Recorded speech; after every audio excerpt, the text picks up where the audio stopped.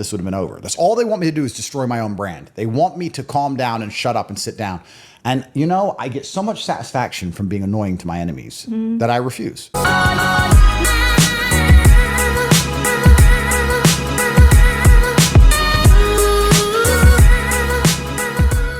Welcome back to another video.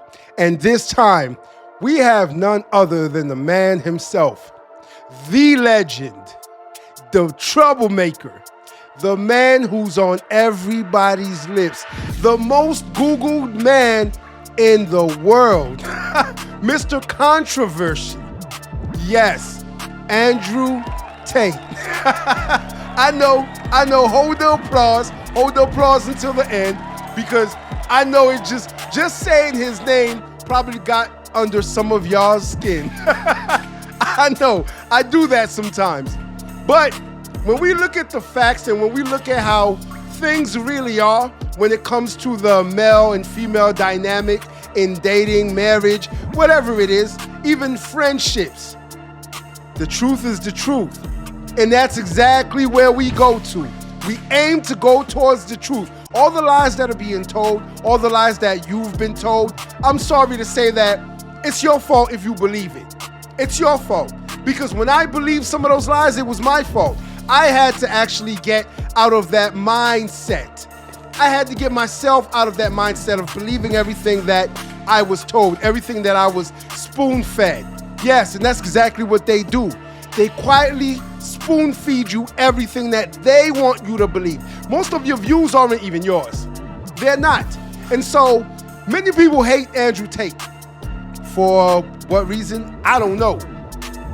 Trust me, I've been there since the beginning, since he became the most Googled person in the world. And I saw how they twisted and they turned everything that he said. They took snippets of his videos, they edited his videos, cut the video off here so it could say this and paint this narrative of a misogynistic man. Yes, that's exactly what they did. They painted that picture for women, and women ate it up. And some of these men out here who are soft, I have to say, they ate it up too. Yes, that might be you. You might be that soft man. I'm sorry, no diddy. But you probably hate him for no reason at all because you were told to. See, that's what most of y'all do. You hate other people because you are told when to hate someone. You are told when to riot. You are told when to boycott. Yes, you're told to do these things. And so, Andrew Tate, I've never had a problem with because, again, we go towards the truth and we listen with our ears. We were given 2 ears for a reason. Some of y'all just talk too much. But before we continue into the video, I know what y'all about to say. We already know what to do. Well, do it again. Hit that subscribe button, hit that like button, and share this video so someone else can do the very same thing. And if they don't, then we're going to send the What They Don't Tell Us podcast after them. Now, Andrew goes into some controversial takes, and I hope some of y'all are ready for this. I hope you're ready for this. See, I put on my glasses because I need y'all to see everything that I'm seeing. I need y'all to hear everything that I'm hearing because, again, we go towards the truth. And in order to go towards the truth, you have to be able to see clearly.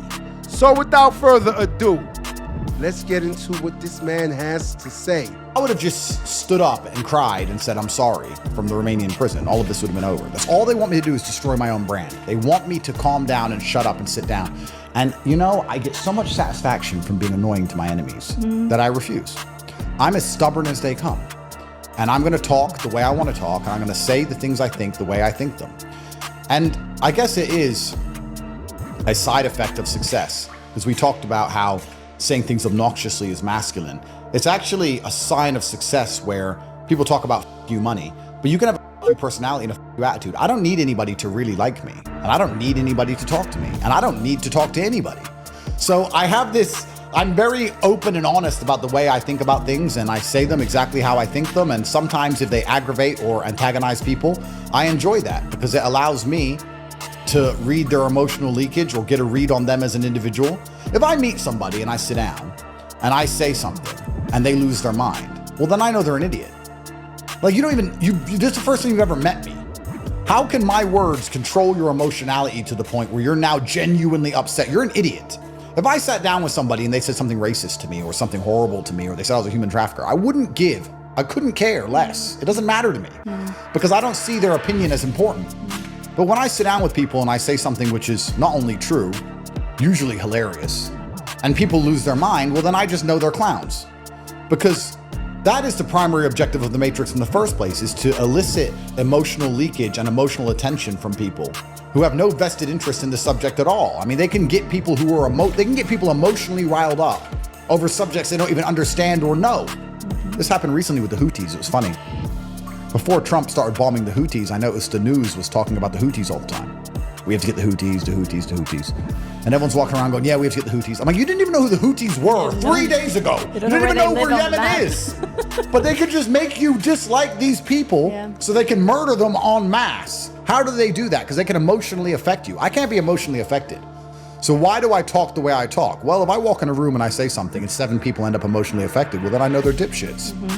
I'm trying very hard at my stage in life to avoid dipshits.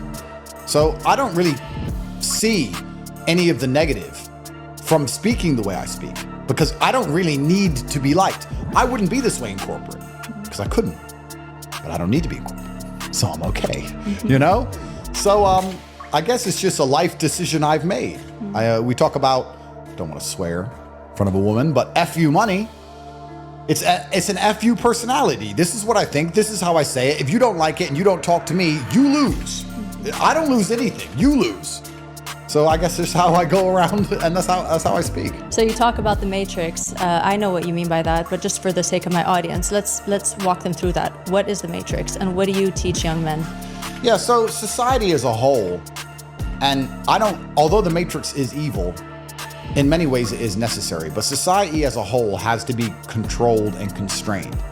And we have all these different people with all these different ideas, many of different races and religions, different upbringings, different versions of history, and we're all living in very close proximity to one another. And this is a relatively new thing, right? We were in clans where we understood each other completely because we were familiar, or we had the same version of history, the same... Tell me something, y'all. Someone who is misogynistic, not wanting to curse in front of a woman.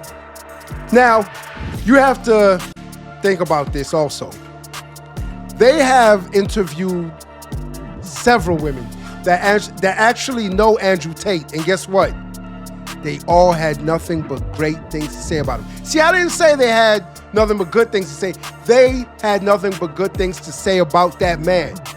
I don't know him personally, but they do. And they had nothing but great things to say about him. So who are you to sit wherever it is you're sitting behind, whatever screen you're sitting behind, to judge him and talk about him in a negative way when you don't actually know the man?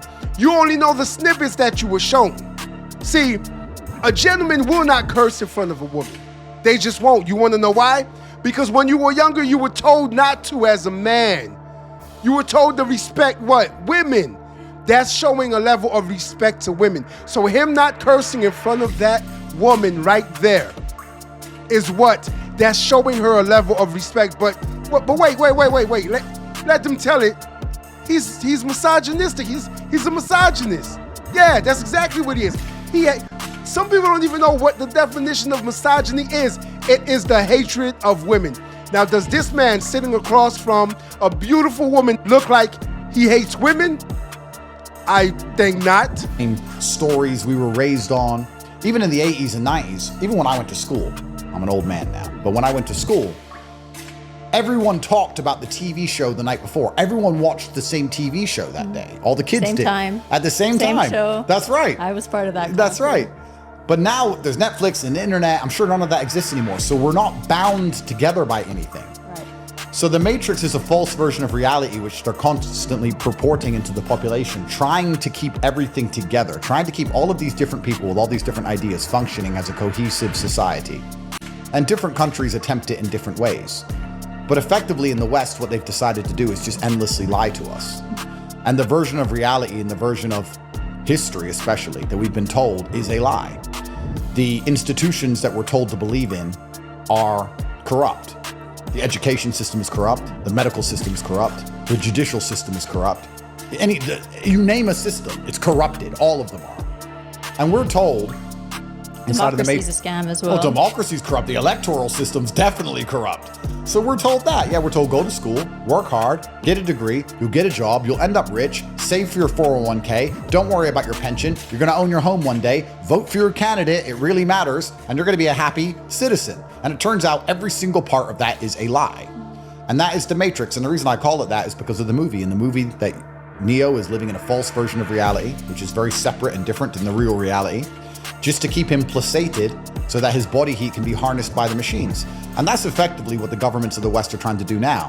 They want you to pay taxes, you need to work, and they want to keep your mind distracted and placated enough for you to continue to pay taxes, even though your cost of living keeps going up, your living standard keeps going down, crime keeps going up, you can't let your kids play outside, you're miserable, the traffic and the commute is getting worse day by day, your life is degrading in real time, your only chance to get out of it is to get rich. You can't, and you're stuck. So they have to broadcast enough garbage into your brain that you get distracted by TikTok and being stupid enough to pay $700 to go watch Taylor Swift standing up and down. This is the thing though, it's true. That is the Matrix. You want to ask me, let me answer the question. What's the Matrix? A concert is the Matrix. Look at these people screaming, jumping up and down, looking at an artist they've already heard the song from 50,000 times, idolizing this person like they're Jesus. And they can't even pay their own bills. That's the Matrix in a nutshell. Those are the people who have been completely psyoped by the slave mind.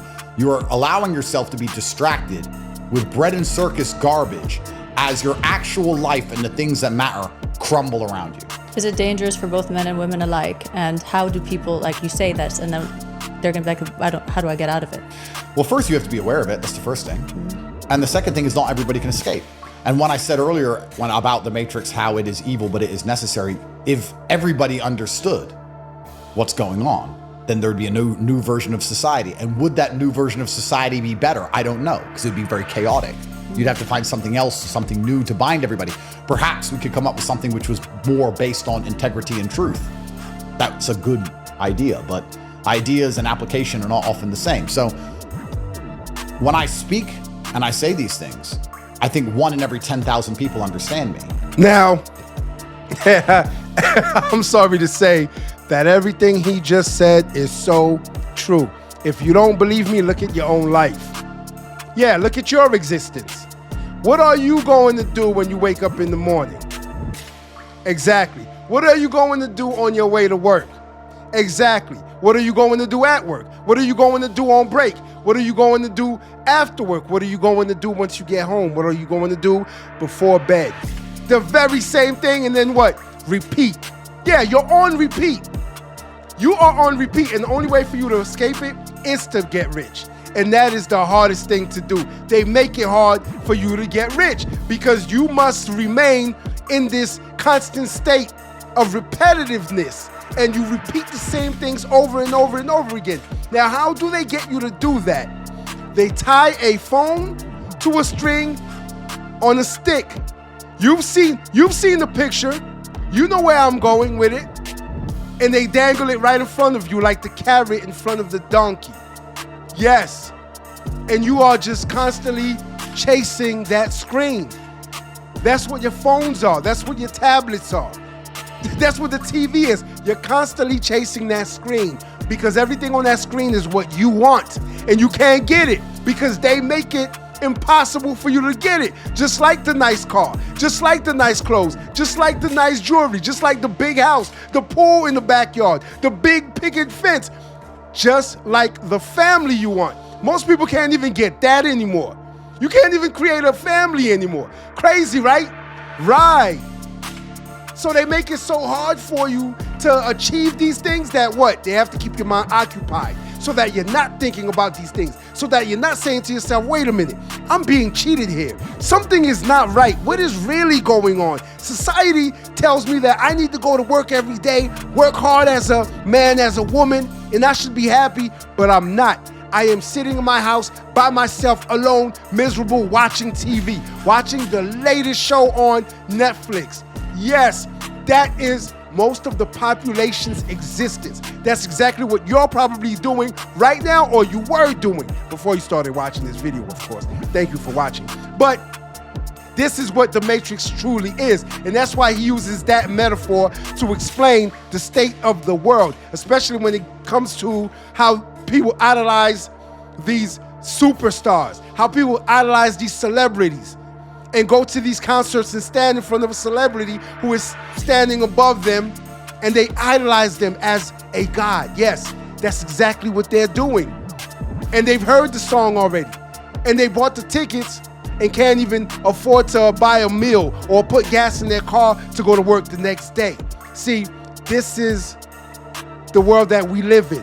This is the state that most of y'all are trapped in, and you will never escape. Well, you actually will, and there's one way to get out of it. We all know where that is, dirt nap. And I hope the other 9,999 don't understand me, to be honest with you. Because for there to be winners, there has to be losers. I like that the Matrix exists as long as I'm not in it. I want to be outside of it. You know, it's fine. I like that they inflate the currency because I own a bunch of real estate. It's fine to me. I win. But if you want to win, you got to escape it. And I think the way to do that is different for men and women, to be honest. I can only talk from the masculine perspective because the masculine perspective is the only one I know because I'm a man. But in the world today as a man, and this kind of ties back into what you were saying earlier about standing out from the crowd, it is far more difficult to achieve a genuinely unique status than it's ever been, because money alone doesn't work anymore. We live in Dubai. Who doesn't have a Lambo? Who cares? Who doesn't have money? Who cares? Right? So you can't just have money. You need to have money and charisma and intellect and wisdom, and you need to be smart. You need to be brave and physically fit. And physically fit, in good shape. You have to add all these things together, and then you need status. You need clout. You need to add all of this up. And it's getting harder and harder for men to break through to that 1%. And the true answer to all of these things is you need to be prepared to take risks and suffer the pain of failing, because you're not going to win every single time. You think it's easy to win with the quality of people competing against each other now? It was easy for me. I think it is easy for winners to win. Yeah, that's true. I think it's easy to make money. But in the world today, I see a lot of people who make money and think that's enough. They still think it's the 1995 or something where you could have money and that you're somehow somebody. Do you think it matters how you make the money? It's a really good question. I'm going to answer that by talking about my own personal story where I made money in a you could argue, morally, you could say it was wrong. I mean, illegal, no. Moral, again, you could argue back and forth about it, but I'm not going to do that. But I would say that there is a karmic retribution in the universe, and if you take dirty money, you're going to pay the price for it one way or another. I think if you scam somebody, you pay the price for that. I think if you rug pull crypto coins, you pay the price for that. I like to believe the universe is fairly balanced. And I like to believe that everybody gets what they deserve, both the good and the bad. And I like to believe that I deserve all of the amazing things I have, and I deserve all of the bad things that happen to me. And that's probably me optimizing my mind for competency and the capability to deal with things. Because if something bad happens to me and I believe I deserve it, it's much easier than going, oh, poor me. I don't have a victim mindset. So when bad things happen to me, I'm like, okay, well, I didn't realize that I cut someone off in traffic 3 weeks ago, and that delay caused them to miss the birth of their child. So I deserve this. You deserve to be in Romania. I deserve to be in Romanian jail. You know, that's just how I optimize my mindset. So I never feel sorry for myself. And I think the reason I do that is because it allows me to handle things easier. But the reason now in the current position I'm in, where I could rake in $300 million in a week if I wanted to scam people. I won't do it because I believe that you'll pay the price for that. And I'm not talking about pay the price legally. I'm talking about paying the price cosmically, universally. I think things all balance out in the end. So by extension, to answer the earlier question about is it easy to win, I think that every single person watching this has exactly what they deserve. I think everything good in your life, you deserve it. Everything bad in your life, you deserve it. If you're important and famous, you deserve that. If you don't deserve it. You have exactly what you deserve. Where you are and who you are is what you should be. And if you wanted to be something else, you would be something else. So do you feel like all the false allegations, which all came out to be false against you, was that your fault, or was it, the media trying to get you down? The way the world has functions right now on bad press, bad media, your reputation is more detrimental right now than an actual crime. People want to get you for your reputation and not for a crime. Correct. So is that still your fault? Well, yeah. Now, if you are not up to speed, I'll catch you up real quick. I won't get too in-depth into it, but Andrew Tate and his brother, they did time.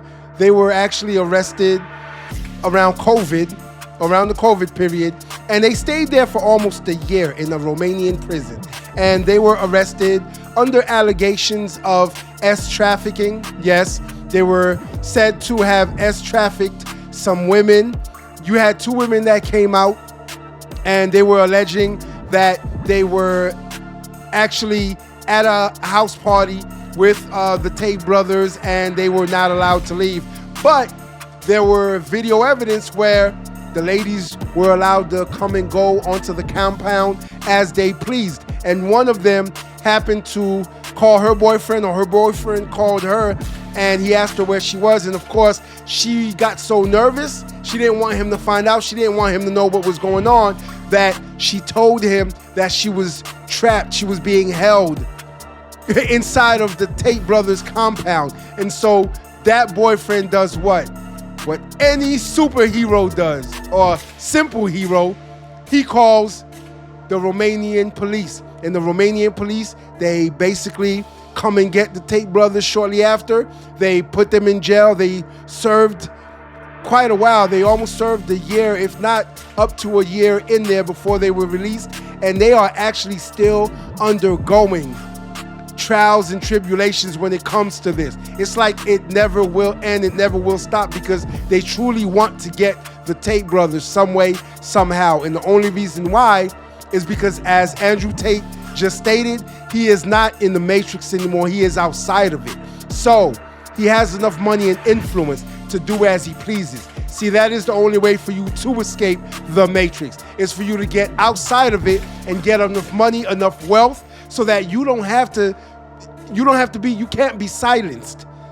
You can't be silenced by anyone. Anything you say is up to you, not your boss, not your employer, not your family, not your friends, no one, not the media, no one. It is up to you. Everything you say, you are held accountable for it, and you don't hold your tongue because you don't have to for anyone. Was it fair? No. Was it my fault? Yes. What would you take responsibility for? Because everything is my fault. This is how I approach the world. If this building collapses, it's my fault. How so? Because as I walked into the building, I should have used my unmatched perspicacity and Aikido ninja mind to detect the crack in the foundations. Instead, I failed. I wasn't paying enough attention. I was looking at my phone, texting somebody, and now look, I died. My fault. I take responsibility for absolutely everything in my life. What they did to me was unfair, yes. But is it my fault? Well, I did attack the Matrix. I did go to war in a battle of influence against the most powerful governmental systems on the planet. I did say things which could have been taken out of context. I did hang around with hundreds of women. I did brag and be brash and run around in my Lambo with 3 girls in the passenger seat. I did all of this. Is it fair how they spun it and attacked me with it? No. But I don't think as a full-grown man, I can sit here and say it's not my fault. I still did certain things. Do you think if someone runs up to me on the street and stabs me to death, is that fair? No. Do I deserve it? No. But is it my fault? Yes. I should have seen him coming. I should have heard him coming. I should have had security. I should have known he was after me because we argued the day before. Everything is my fault. So fault and fair in the amateur mind are conflated. In my mind, they're very different things. It's unfair what they did to me. Yes, they lied about me. Yes, I'm innocent. Yes, it was a setup, but it's my fault. Do you think that applies to women as well? They need to take the responsibility for whatever happens to them. Well, I don't want to get in trouble, but because with that logic, well, no. with that logic, and I see the point, because I believe everything's my fault as well. Yeah. But with that logic, then if a woman is wearing a short skirt and a bra and walks on the street, let's talk about it. Let's talk and about then it. she gets whistled at, she gets, God forbid, raped or hit on or whatever, is that her fault? Yes. Now, in true misogynistic style, I'm going to have to say that women, by and large, and obviously exceptions do disprove the rule, struggle with personal accountability more than men, by and large. And I'm not saying all women, I'm just saying by and large. there's an exception to all rules, right? But we're talking here generally speaking. Yeah, yes. And the reason for that is because when you blame yourself for things, you become competitive, and the world for a man is actually more competitive than the world for a woman. And women, to a degree, not all women, but some women manage to get by not being particularly competitive. They're just pretty, or they know enough people, and they just go through life not really blaming themselves for anything because they don't have to optimize in any way. But if you want to optimize yourself, you always have to take fault for everything all of the time. I said something before about that the BBC still use against me to this day. I said that exactly what you said. I said if a woman goes out and she meets a man she doesn't know, and she's wearing a short skirt, and she gets drunk with that man, and then she sniffs cocaine with that man, and then she kisses that man in the bar, and then she goes back to that man's hotel room, and then cries rape, I blame the woman. And they said, in the BBC, Andrew Tate says women are responsible for rape, because they twist everything. And what I'm trying to say is that we need to have personal accountability in all things, because the world's not a perfect place, right? Am I saying she should be raped if she ends up in that hotel room? No. What I am saying is that the world's not a perfect place and people do bad things, and her, as an adult, should have enough personal responsibility to not put herself in a position where it's easy to allow bad things to happen to her. Just as I, as a man, don't allow myself to be in a position where bad things can happen to me. I won't go to Kandahar right now and get shot with an AK because I know that there's people there who might kill me. We all have to have personal responsibility, but the world is now skewed, and we live in this very unfair dichotomy of this double standard which is applied to men in this matriarchal matrix system where women are girl bosses and better than us at everything and beat us up on Netflix shows, while at the same time anything that happens to them wasn't their fault, a man made them do it. And we have these two things sandwiched together, and as a man you're stuck in the middle. Imagine you're a 17-year-old boy, you're going to school, you're watching Netflix, you're watching TV, you're watching these things. They're telling you women are better than you at everything. They're trying to make you into a girl. They're trying to make you talk like a girl, think like a girl, be a girl. You turn on Netflix, the mom is smart, the dad is dumb. There's a little woman beating up 55 men on every single TV show. Your masculinity is permanently under attack. But then you get a girlfriend, and you're with her for a few months, then you break up, and then she cheated on you, but that's your fault because you could emotionally manipulate, or you were a narcissist. So everything she does is your fault, but you have no authority, but you have all the responsibility, but you're also her inferior while capable of making her do things she doesn't want to do. Like, it doesn't even make sense. Now, when I tell y'all that I just had this conversation with someone about a lot of these shows that have been coming out on Netflix, on Hulu, on Amazon Prime, on Paramount, a lot of these shows are showing what? They're showing heroines beating up on a bunch of men. Yes, I see exactly what they're doing. You probably don't, but I see exactly what they're doing. Other people see exactly what it is they're doing. They are trying to pit men and women against each other and have women believe that they are stronger, better than men, when in actuality, no one has ever said that men were better than women or women were better than men. That's not how it should be. That's not how it should be put, but that's exactly what they want y'all to think, because they have to separate us. Again, in order to control a population, you have to do what? You have to separate the men and the women. You have to separate the white from the brown. You have to separate the brown from the black. You have to separate the Asian from the Chinese. You have to separate everyone. That is how you control an entire population. And so that's why they try to separate us. Now, when it comes to accountability, I have to agree. Most men accept accountability, and I said most men. See, I didn't say every man, because that's not realistic. Most men take accountability for their actions. Yes, especially if they grew up with a father in the household. Oh, trust and believe, they are going to take accountability. They know that whatever occurs is usually their fault. Usually their fault, because there are some things that's out of your control, but at the same time, you still have control over how you react to said things that occur, that happen to you. But when it comes to women taking accountability, I have actually experienced this myself, and most women do not take accountability for their actions. And so here comes the excuses that we hear, that we often hear. Here comes the excuses that we often get as to why this happened, why this didn't happen, why she didn't do this, why she did this. Oh, trust and believe, women are being coddled in society now. They are. I've witnessed this with my own eyes. Again, I speak from experience. I'm not speaking from things that I've heard. I'm not speaking from stories I was told. I'm speaking from experience and things that I have seen living till this day. And everything that they are speaking on, now mind you, it's not just Andrew Tate. It's not just Andrew Tate.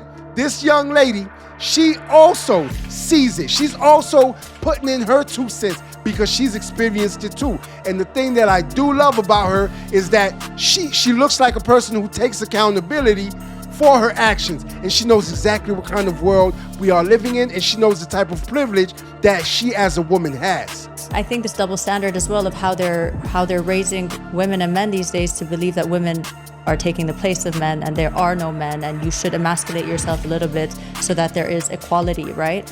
But then when men and women are dating and they're in relationships, all of a sudden a woman is going back to her instinct and she's like, but why aren't you leading? And why aren't you providing? And why aren't you, leading the household? And you're like, okay, but I thought that's not, like, did you not want this? I mean, I'm so confused because mainstream media is saying that it's offensive now to tell a woman that I've got you, right? Exactly right. And that's why the birth rate's collapsing. That's why marriage is collapsing. That's why everything's over. You know, I recently watched this. I witnessed this recently.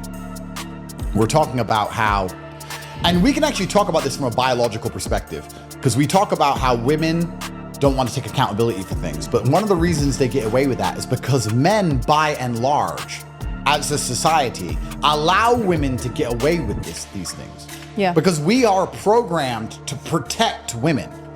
Because if you have 100 men and 100 women, and a war comes, the reason the men go fight, because supposedly the patriarchy was so evil and mean. If you listen to a feminist, history is patriarchal, the patriarchy is disgusting. Turns out it was men who were dying in a ditch, getting shot, while you sat at home with the kids. But no, we were supposedly bad. Why do we send the men to go fight? Because if it was truly a patriarchy, we could sit around and say, I'll send my women against your women. So I have to say, in conclusion, because this is a 2.5 hour video and we are not going to spend that long on this. I only shared a short clip with y'all to show y'all exactly how this man thinks, to show y'all his mentality, and to actually go into some of these things with y'all. Because hopefully I can open up some of your eyes. I can get some of y'all to see clearly. I can get some of y'all to steer towards the truth, not the other shit that they're telling y'all. The actual truth, because that is what we practice here and that is what we strive for. And so leave a comment in the comment section if you agree with Andrew Tate. If you don't, still leave a comment. I want to know what y'all think, because I'm glad to have these conversations. We all don't think alike, and it is actually healthy to have dialogue amongst each other. So if you agree with it, leave a hold the applause. If you don't, still leave a comment so we know exactly what you think. Until next time. If you like this video, like, share, and subscribe to the channel for more content.